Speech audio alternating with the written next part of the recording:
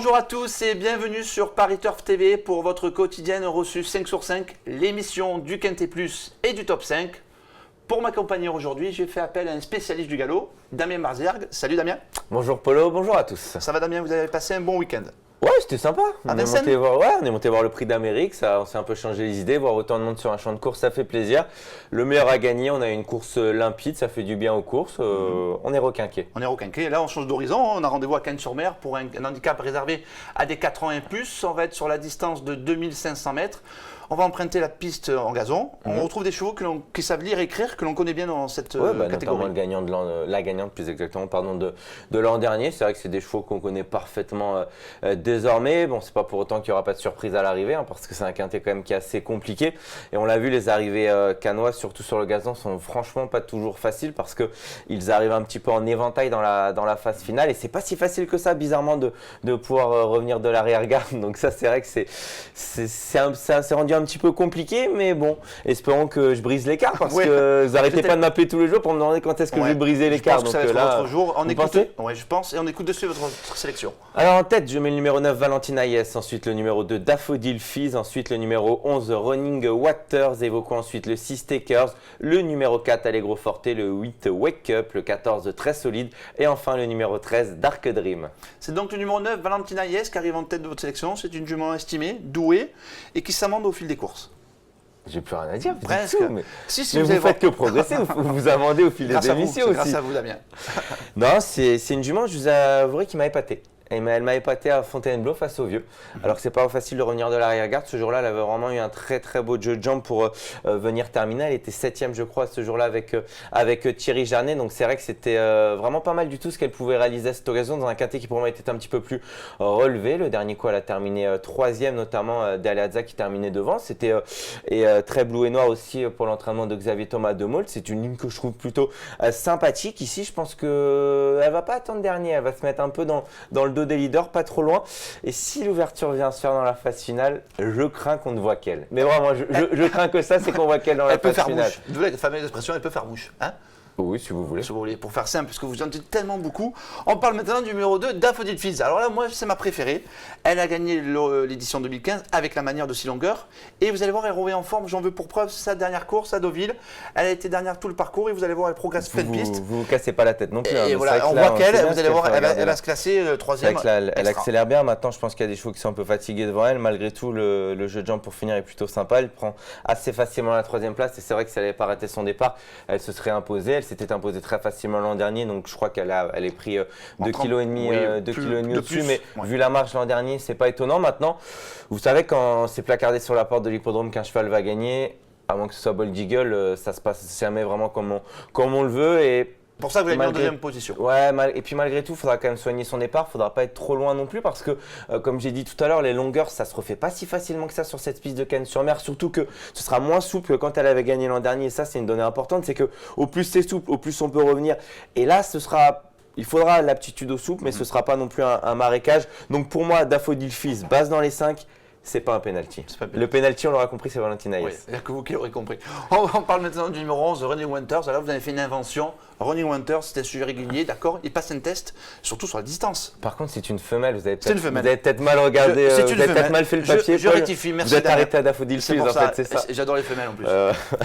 Vous êtes arrêté au numéro 2. Running Waters, c'est une jument que j'aimais beaucoup lorsqu'elle était chez son précédent entraîneur, Francis-Henri Graffard. Pour moi, c'est une jument qui est actuellement en plein embellie. Elle est entraînée par un entraîneur qui est très adroit, à savoir Jérôme Régnier. Le dernier coup, elle effectue une réapparition. C'était loin d'être nul. Ce jour-là, peut-être monté un petit peu trop offensivement, du coup, pour finir, elle a manqué un peu de gaz, comme vous parfois dans les émissions.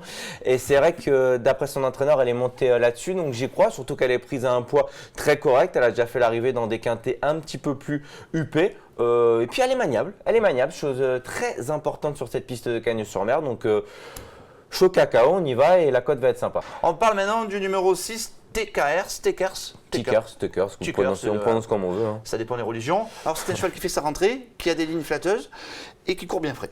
Ouais, puis je pense surtout que ça doit être une fausse rentrée parce que je pense que depuis sa 2e place du Grand Handicap d'Angers, il a pas dû être arrêté au travail. Jess Paris qui connaît une belle réussite et qui sait préparer ses chevaux, l'a dit, l'a préparé pour. Le dernier coup à Angers, excusez du peu, seulement battu par un certain Prince Nomade. Pas n'importe qui. Pas n'importe qui. La distance, c'est vrai que ça aurait pu inquiéter au prime abord, mais bon, 2500 mètres, le cheval le fait bien. C'est un élément qui peut aller de l'avant. Je l'ai dit tout à l'heure, c'est quand même primordial. Base dans les 5. Oh là là, il n'y a que des bases. On va écouter son entraîneur, Ouais, voir s'il est peut-être aussi trop chaud que chaud. vous. Voilà, on ne sait jamais. Vous allez voir, Jess Paris nous dit également qu'il a laissé volontairement au repos pour cette épreuve. C'est notre première info terrain. On l'a préservé pour aller là-dessus, oui. On a vu vos chevaux très près, est-ce qu'il est dans le même état de forme? Oui, il est bien, le cheval est en forme. On l'a mis sur un peu plus court, on avait le choix du 3002. Je préférais l'avoir sur 2005 pour si jamais il a un peu de fraîcheur. En tous les cas, à cette valeur-là, il est vraiment compétitif. Oui, je pense qu'il va être intéressant à suivre. Jess, dernière question, l'état du terrain. Je pense que ça va aller, je pense pas qu'il y ait de soucis. On n'a pas de pluie, mais les terrains restent assez souples parce que on n'a pas de grosse chaleur. Donc tout va bien. Oui, ça va, on est confiant. Tout va bien, on est confiant, nous aussi. On continue notre sélection en parlant du numéro 4, Allegro Forte. C'est un cheval qui débute dans les handicaps. Est-ce que vous avez vu dans la colonne de Paris Turf ce qu'il dit l'entraîneur? Il a dit, je l'ai préparé pour gagner. Est-ce que vous êtes aussi chaud Comme Jess Paris. Oui. Comme d'autres. Le problème, c'est que j'ai l'impression quand même que c'est une course qui a été visée par pas mal d'entraîneurs. Donc après, c'est vrai que je fais confiance à Kevin Borgel par rapport à ça. Maintenant, les données changent au poids. Je pense que c'est un élément certainement qui a des moyens. De là en Des lignes faire. intéressantes. Le lot, le dernier coup, c'était pas un lot de phénomène. Maintenant, la manière y était.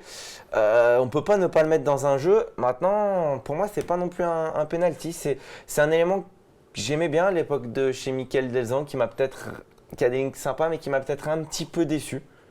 J'aurais peut-être pu penser qu'il aurait une trajectoire un petit peu plus ascendante. Vous êtes mi-figue, mi-raisin, j'ai l'impression. Ouais. Vous avez trouvé l'expression idoine, Ouais, Paul, mais idoine, quel c'est- talent! C'est ça. Non, mais voilà, je suis un peu. J'ai du le cul pour et entre du deux contre. chaises. J'ai le cul entre deux chaises, hein, Voilà. si vous me permettez l'expression. Je vous mais laisse- mais je pense qu'il faut le mettre.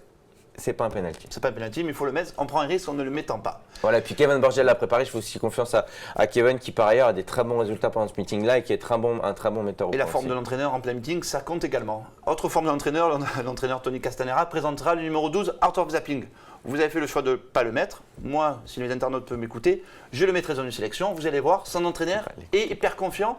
Il a gagné à réclamer, mais il ne va pas s'arrêter là. C'est un cheval sur lequel on comptait beaucoup pour Cagnes-sur-Mer. C'est un cheval qui avait été arrêté dû à des problèmes de santé. On l'a repris gentiment. Il avait fait 2 courses sages l'année dernière pour le remettre dans le bain. Et ici, en pleine forme, mais pas à 100%, il a fait voir qu'il avait encore gardé un brin de qualité. Tony, quand on regarde la théorie, c'est un cheval qui était à grosse valeur auparavant, qui avait montré pas mal de possibilités. Et puis là, à cette valeur-là, maintenant, ça va être intéressant à le suivre. Je pense. Maintenant, on va voir s'il confirme ce qu'il a fait dans les réclamés. On passe dans un handicap tiercé. On sait très bien que les handicaps tiercés, c'est jamais très facile. Maintenant, le cheval se présente en bonne condition. Vous l'avez aussi bien? Aussi bien, ouais, peut-être même mieux, puisque la course, je pense que mentalement, lui a fait beaucoup de bien. Voilà, je crois qu'on a été clair pour le niveau quintet. Il y a pas mal d'informations. Après, aux internautes, Moi, par contre, j'y crois pas. vous y croyez pas? Non. Mais bravo. Dernier coup, c'était sa course. Il a été de l'avant dans un lot qui était moins relevé. Voilà, il a fait ce qu'il avait à faire. Son entraîneur l'a bien préparé. Là, on change un petit peu d'environnement. Normalement, c'est plutôt un cheval qui attend un petit peu. Là, si jamais il va de l'avant, j'ai peur qu'il manque un peu de kérosène pour finir. Donc, clairement, pour moi, impasse, j'y crois pas du tout. Impasse tentante. Pour moi, je ne partage pas le point de vue de Damien. On en discutera autour d'un café Ouais, après. voilà, on a le temps nous presse. Parlons maintenant de votre sélection du jour. Ma pépite plutôt. Votre pépite. Appelez ça comme vous Appelons voulez. un chat un chat. Voilà, appelez un chat. Donc, ce sera le 301 Gungadin. Ouais. Très confirmé dans les handicaps. Et qui trouve un très bel engagement, comme ça, dans le haut du tableau. Moi, j'adore ces chevaux-là qui se retrouvent dans le haut du tableau après avoir, par exemple, couru des quintets. Hein. Donc, c'est vrai que c'est quand même intéressant. Je pense que dans le quintet, beaucoup l'auraient mis très haut dans leur pronostic. Ce qui permet en même temps à Corinne Barambard de mettre, certes, un jockey inexpérimenté, Jérémy Montero, mais d'avoir une décharge, Paul. Donc, ça lui redonne un petit peu de marge. Franchement, vu la qualité de l'engagement, vu la régularité du cheval, il ne va pas être battu. Oh, il est chaud, il me plaît. Vous allez voir, il prend en avance, il prend l'assurance, il est monté en grade. Espérons maintenant avance les mains. Ouais, entre la pratique et la théorie, espérons que vous ayez un peu raison. Ah bah, hein. si jamais j'avais tout le temps raison, je tournerais Ouais, plus ça d'émissions fait longtemps et que j'irais me couler la coulée douce à Cannes-sur-Mer, Ouais, vous voyez. mais vous avez du temps encore. Merci Damien pour toutes ces infos. Merci à vous, Paul. Demain, on a rendez-vous à Vincennes et on retrouvera les trotteurs. Qui dit trotteur, on pense de suite à Yann Degnaud et à Laurent Notardini. Ça va de soi. Bonjour à tous et à très vite sur Paris Turf TV.